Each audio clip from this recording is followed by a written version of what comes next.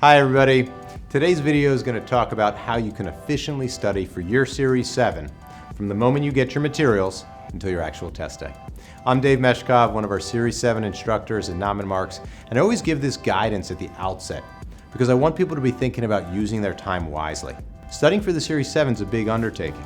We recommend 6 to 8 weeks, between 100 and 125 hours. So I want that time to be used in the most efficient and effective way possible. Now, I break the studying into two components.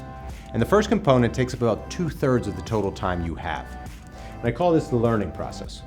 This is where you're identifying and building up your comprehension. That's through your reading and critically through your classroom training.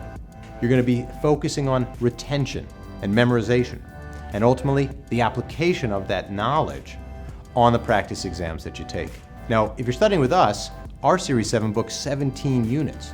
And so you're not going to study that all in one fell swoop.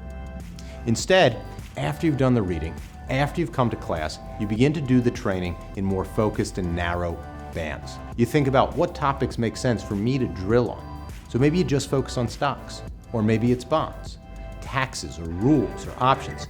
Each of these ideas, standing alone, can present a challenge.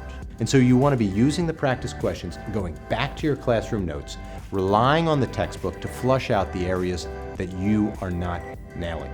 How do you know what you need to go back to? Well, it's the practice questions. They present you the opportunity to see, what did I not know?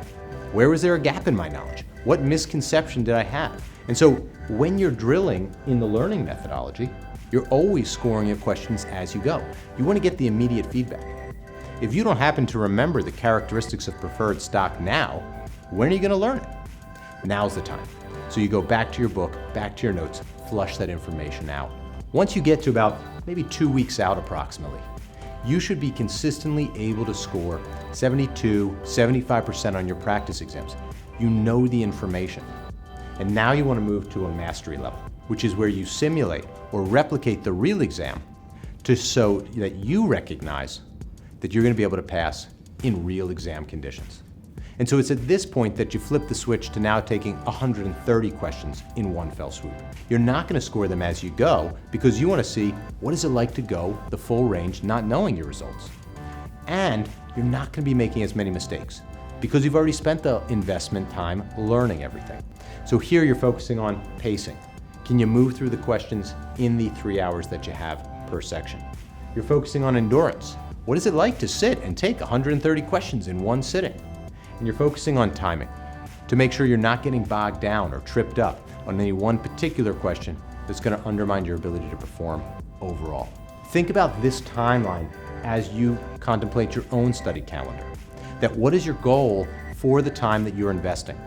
Are you trying to learn the information? Are you trying to build up comprehension, retention? If so, use the strategies I discussed for that method. Or is it coming close to game day? And in which case you want to begin practicing like you're going to really play. I hope this video has been helpful and good luck on your test.